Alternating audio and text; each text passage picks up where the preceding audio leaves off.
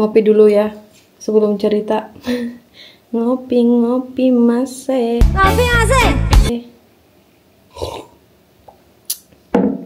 Oke, mari kita cerita. Hai guys, video kali ini aku mau cerita awal mula kenapa aku bisa ketemu sama suami aku sampai akhirnya tuh kita menikah. Karena banyak banget yang penasaran kenapa aku bisa ketemu sama suami aku ini. Jadi tonton videonya sampai selesai. Ini aku ceritain dari awal banget ya guys, dari kayak sebelum ketemu juga bakal aku ceritain. Jadi sebelum ketemu suami aku itu 2 bulan apa 3 bulan sebelumnya aku tuh baru aja putus dari pacar aku orang Indonesia. Kebetulan usia aku juga waktu itu masih 20 tahun, 20-an. Nah, kemudian kebetulan aku waktu itu juga lagi selesai ikut rekrutmen pramugari. Aku pernah ikut rekrut pramugari. Ikut rekrutnya tuh 4-5 kali kalau nggak salah, dan semuanya nggak keterima, mungkin karena memang nggak rezeki aja. Sampai akhirnya aku mutusin buat pulang dulu ke rumah. Berapa bulan nganggur di rumah. Suatu hari nih mama aku pergilah ke Pontianak. Oh ya, FYI aku udah bisa bahasa Inggris dari SMP ya guys, dari sebelum ketemu sama suami aku. Makanya pas kita ketemu tuh aku emang udah bisa ngomong sama dia gitu. Dulu aku sekolah di Batam SMP-nya, dan aku tinggal di rumah orang tua kedua aku, which is itu tante aku sama suaminya orang Singapura. Jadi di dalam rumah itu mereka tuh ngomong bahasa Inggris. Mereka sudah seperti orang tua aku lah gitu, orang tua kedua aku. Jadi ya itulah kenapa aku bisa bahasa Inggris. Dan itu juga alasan kenapa dia maunya temenan sama aku aja, karena aku bisa bahasa Inggris di kampung aku itu gitu. Mungkin ada yang bisa juga, cuma kan kayak dia ketemunya sama aku, jadi ya dia kayak nyaman aja gitu sama aku. Nah, pergilah mamaku suatu hari ke supermarket, di salah satu supermarket di Pontianak. Ketemulah sama bule-bule ini. Mereka tuh bertiga, suami aku sama 2 temennya. Nah, rombongan ibu-ibu rempong ini, mama-mama aku ini, teman-temannya mintalah foto bareng sama si bule ini. Ternyata si bule-bule ini mereka itu nginap di kampung deket kampung aku juga, kayak di salah satu rumah warga di dekat kampung aku juga guys. Jadi pas si penampung mereka ini juga kenal sama mama aku, sampai akhirnya kayak dia nawarin buat ibu-ibu ini boleh datang buat ngelihat si bule-bule ini lagi gitu. Nah, beberapa hari kemudian pergilah mamaku sama teman-temannya. Sebenarnya mereka ngajakin aku, cuma karena aku waktu itu kayak ngapain gitu, apalagi yang aku lihat tuh muka teman-temannya tuh pada tua semua guys. Jadi kayak aduh ngapain gitu kan.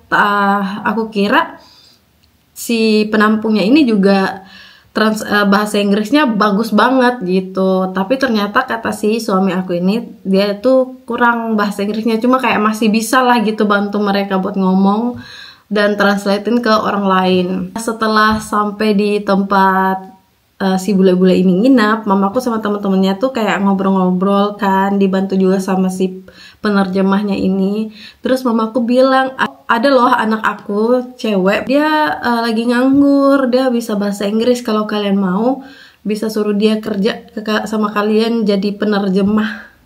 Dan si suami aku itu minta liatin foto aku, diliatinlah foto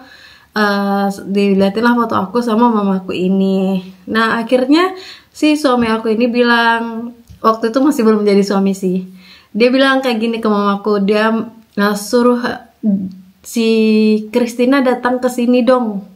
Terus aku kayak, mamaku tiba-tiba ngechat kan kayak dia nyuruh kamu ke sini. Terus akunya nggak mau kan, aku bilang kalau mau ngajak kenalan ya datang aja lah ke rumah sini, masa cewek yang nyamperin cowok gitu kan. Ternyata beneran disamperin. Aku kayak yang iseng-iseng doang kan, karena kayak yang apaan sih. Aku juga karena aku baru putus guys dari pacar aku, dan aku belum move on sama sekali. ya cinta monyet lah waktu itu ya kan. Jadi ya masih kayak membara-bara gitu cintanya. Aduh kalau diingat mah. Nah, lanjut guys. Dan datanglah dia ke rumah, dia sampai rela download WhatsApp guys demi bisa chattingan sama aku, karena aku nggak mau pakai Messenger. Dianya pakai Messenger, akunya nggak pakai. Akhirnya dia ngalah, dia sampai download WhatsApp, dia bikin WhatsApp demi bisa kontakkan sama aku. Nah dari situlah tek sorenya datang dia sambil bawa mamaku, karena mamaku kan habis dari tempat mereka. Terus kenalan lah kita tuh di rumah. Kayak aku bilang kalau aku tuh belum terlalu lancar bahasa Inggrisnya, udah lama banget nggak latihan. Terus dia bilang enggak, aku ngerti kok, sepanjang pembicaraan kita nyambung aja kan guys. Akhirnya ya berlanjut besoknya. Tapi pas kita ketemu dan kenalan itu, si suami aku ini udah mau balik 2 minggu kemudian, itu dia udah harus balik ke negaranya karena visanya udah mau habis. Jadi selama 2 minggu itu dia bener-bener intens spend time sama aku. Diajak aku ke Pontianak sama 3 temennya juga ya. Diajak ke Pontianak tiap hari guys, dia singgah. Kan setiap dia mau pergi ke Pontianak, itu arah ke Pontianak, dia lewatin rumah aku. Nah dia selalu jemput aku, dia selalu mau aku ikut gitu, ikut sama mereka. Tujuannya untuk jadi penerjemahnya dia. Dan sampai waktu itu pertama kali aku ikut mereka ke Pontianak, dia beliin aku batik guys, batik kapelan sama mamanya. Sampai sekarang batik itu masih ada, cuma udah nggak muat ke aku. Selama 2 minggu kita kayak deket temenan ya guys, bukan kayak PDKT mau pacaran, enggak. Jadi baliklah dia ke negaranya, kita chattingan, ngobrol-ngobrol di Facebook. Terus dia iseng-iseng kan, dia bilang kayak aku boleh nggak datang lagi ke Kalimantan, tapi aku maunya nginap di rumah kamu. Terus aku bawa temen aku, tapi orangnya beda lagi, dibilang gitu kan. Terus aku kayak ngobrol lah ke orang tua, ngasih tahu boleh apa enggak. Akhirnya boleh guys, dan ternyata dia beneran datang di bulan 10 tahun 2018 kalau nggak salah. Ya bener, tahun 2018. Nah disitulah dari bulan Oktober itu sampai, dari bulan Oktober tanggal 4 kan dia datang, sampai bulan Oktober tanggal 29 itu dia nginap di rumah aku, kita deket. Akhirnya ya di bulan itu juga kita bikin acara, kalau di orang Dayak itu Komok Manta kalau nggak salah guys. Iya nggak sih, yang disatuin, terus panggil pagewaris, panggil tetangga-tetangga di sekitar buat ngasih tahu ini loh, mereka udah mau nikah, mereka ini pasangan gitu, ngerti kan? Nah di orang Dayak tuh kayak gitulah.